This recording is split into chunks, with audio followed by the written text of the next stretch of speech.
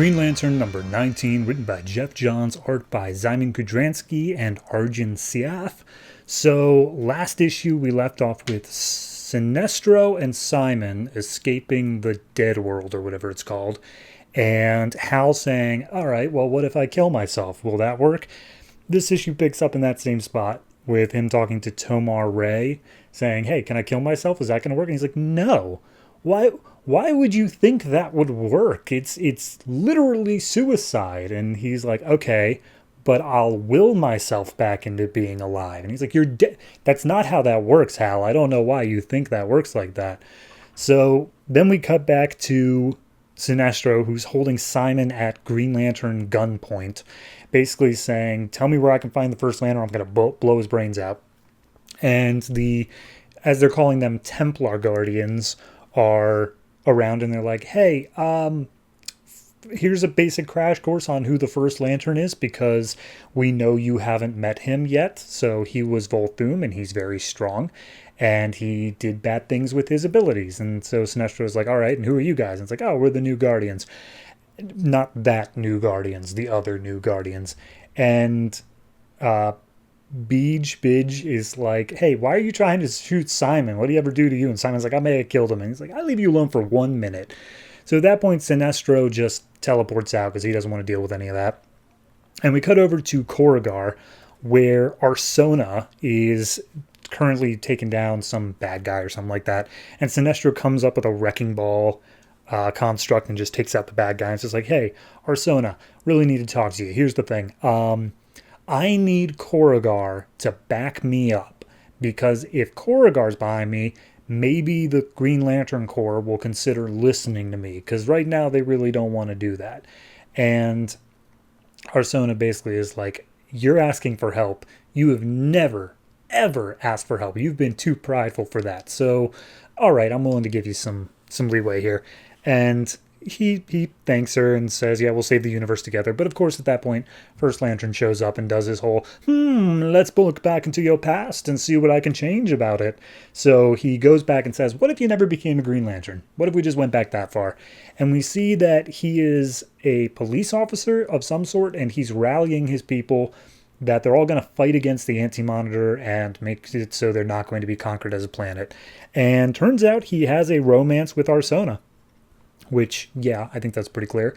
First Lantern's like, oh, you like her. You may even love her. And even you love her the same way you did Aaron Sir, who he also, I don't think he changed anything about it, but he goes back to that moment and just reminds him of like, oh, see, you did this horrible, awful thing. And Aaron Sir died because of the Manhunters. And that's when you truly became corrupted or whatever. So at that point, Sinestro's let out of his grasp as he goes over to Arsona and just like, oh, and she feels very strong feelings about you too, but should I tell you what kind of feelings they are? And then Sinestro takes the opportunity to punch the First Lantern in the face, and all of a sudden that brings down like massive lightning strikes that are basically rupturing Korugar. And he's like, all right, you hurt me. I don't like that. So I'm going to destroy your world. And Sinestro puts all the like people nearby inside of a bubble, and he says that he'll protect them. And he uses his Green Lantern constructs to drill a hole straight through the First Lantern's chest. And First Lantern's like, you hurt me. No one's ever hurt me like that before. That's crazy. You are something special. But I'm not here for you, I'm here for your world. And he's like, well, I just protected my world by stabbing you through the chest, so one up on you, I guess. And he's like, right, but what if you didn't? And then he just rewinds time like 4 seconds, gets so he wasn't stabbed in the chest, and then all of the people he was protecting die, and all of Korugar explodes. So at that point, back in the dead zone, a bunch of dead people arrive, and they're all the Korugarians. And Tomar Ray's like, uh-oh, that's not good. So Hal's like, all right, if Korugar's gone, I don't see Sinestro, but clearly Sinestro has something to do with this. I gotta get out of here now. I'm gonna jump off this cliff. And so he runs, and he jumps off the cliff, and he dies. Hal Jordan's just dead at the bottom of this cliff. And we see Sinestro curled up in the fetal position, just floating in space. And I really love this panel layout of his narration box has been green this entire time. And over the course of this page, it slowly fades into becoming yellow until finally we see on the final page, Sinestro comes across his old Yellow Lantern power battery. And he says, yep, I'm going to end this one way or another. So, yeah, Sinestro's Yellow Lantern again. Next issue, Green Lantern 20, is the end of Jeff Johns' whole saga. It is a massive blowout that I think takes like 3 issues worth of time to tell. So that's going to be a whole thing. But for this particular issue, I liked it. I think it was good. I've never really felt any particular like, oh yeah, Sinestro the hero or even Sinestro the villain that much over the course of this run. It's always felt like Sinestro's just been self-serving. So this is definitely character development in that regard of seeing him, break down and be like, look, I need help. I am not able to do this on my own. So no, I'm at least interested in that. The Hal Jordan stuff, I mean, there's no little last panel thing where it shows like, oh, Hal is now a Black Lantern or something, but I'm sure that's the way they're going to go with it.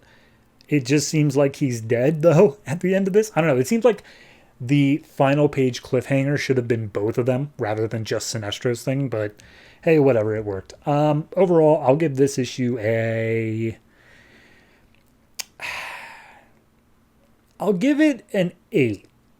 It would have been an 8.5 if the first Lantern stuff was more interesting because, the whole reason he was doing it was like, oh, I destroyed your planet. That made you feel such strong emotions that yada yada, I'm even more powerful than I was before. And I feel like over the course of all of these issues, it's just been the first Lantern being like, yada yada, I'm even more powerful than I was before this issue started. And it's like, okay, but you're not doing anything.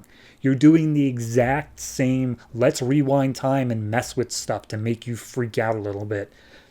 I want to see him warp reality. I want to see this godlike power that he's bragging about. But so far it's just been, he's able to make people feel bad. Oh no. So if it would have handled that better, it would have gotten a higher rating. But I'll give this particular issue an 8.